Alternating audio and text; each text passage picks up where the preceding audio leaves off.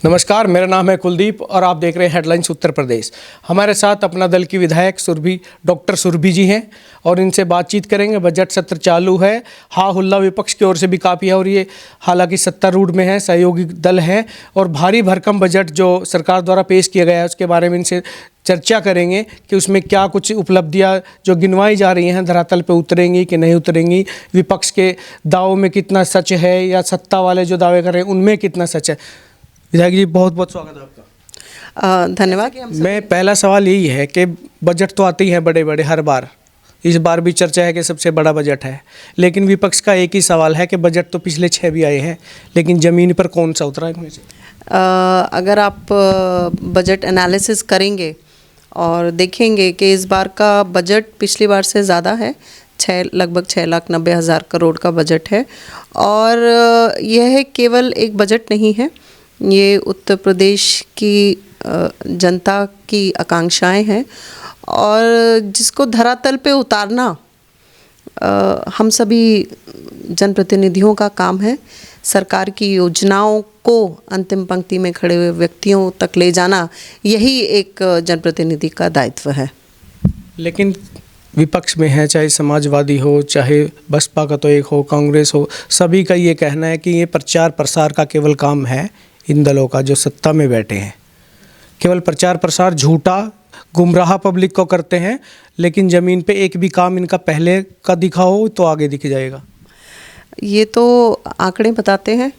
अगर मुझे लगता है आंकड़ों की बातें करूं और सबसे पहली बात करूं तो सामूहिक विवाह अगर आप देखेंगे तो जिस भी जनपद में सामूहिक विवाह होते हैं तो सभी जनप्रतिनिधियों को बुलाया जाता है और उसमें सत्ता पक्ष और विपक्ष के भी लोगों को बुलाया जाता है। ये तो एक बहुत ही छोटा उदाहरण मैंने आपको दिया है कि उत्तर प्रदेश इस पूरे देश का सबसे ज़्यादा एक्सप्रेस वे वाला प्रदेश बन गया है और इंटरनेशनल एयरपोर्ट्स का भी सबसे बड़ा प्रदेश बन गया है। तो क्या आंकड़े विपक्ष को दिखते नहीं हैं या देखना नहीं चाहते, ये उनकी देख है। लेकिन अगर योजनाएं मैं आपको गिनाना शुरू करूं, ज़ीरो टॉलरेंस पे अभी सदन में चर्चा हो रही थी कि ज़ीरो टॉलरेंस की सरकार है, तो अभी अगर आप जेल का रजिस्टर खोल के देखेंगे तो आप देखेंगे कि इस ज़ीरो टॉलरेंस की नीति के तहत कितने सारे अपराधी जेल में बंद हैं। तो क्या 17 से पहले ऐसा होता था?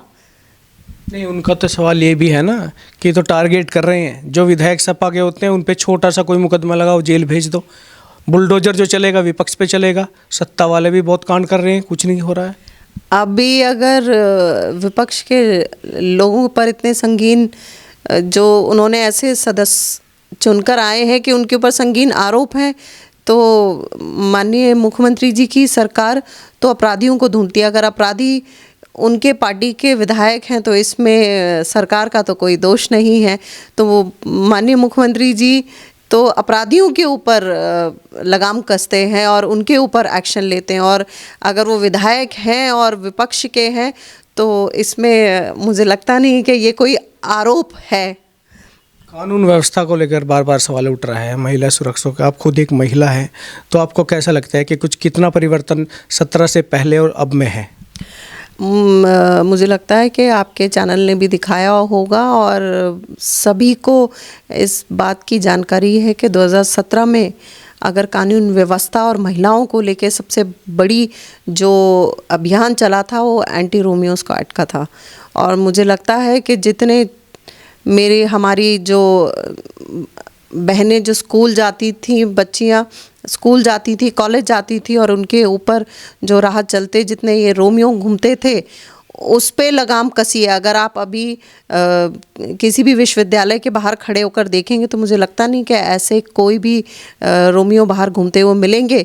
और इस समय 2017 की बात बता रही हूँ, तो 2017 में तो सबसे पहले जितने ये ऐसे अराजक तत्व थे उनके ऊपर लगाम कसने का काम हमारी सरकार ने किया है। तो मुझे लगता है कि अगर विपक्ष की भी महिलाएं हैं वो भी अगर अपने आप से एक बार दिल पे हाथ रख के सोचेंगी तो उनको भी महसूस होगा कि वो 17 के बाद से ज़्यादा अपने आप को सुरक्षित और महफूज समझती होंगी। एक महीने भर से विवाद चला है रामचरितमानस को लेकर के, हालांकि सपा में भी दो धड़ों में बटा है, कुछ उसका विरोध में भी है, लेकिन कुछ समर्थन में भी अधिक हैं, क्योंकि उसी के बाद उसको प्रमोशन भी हुआ है। स्वामी प्रसाद मौर्य को उनको राष्ट्रीय महासचिव बना दिया गया है।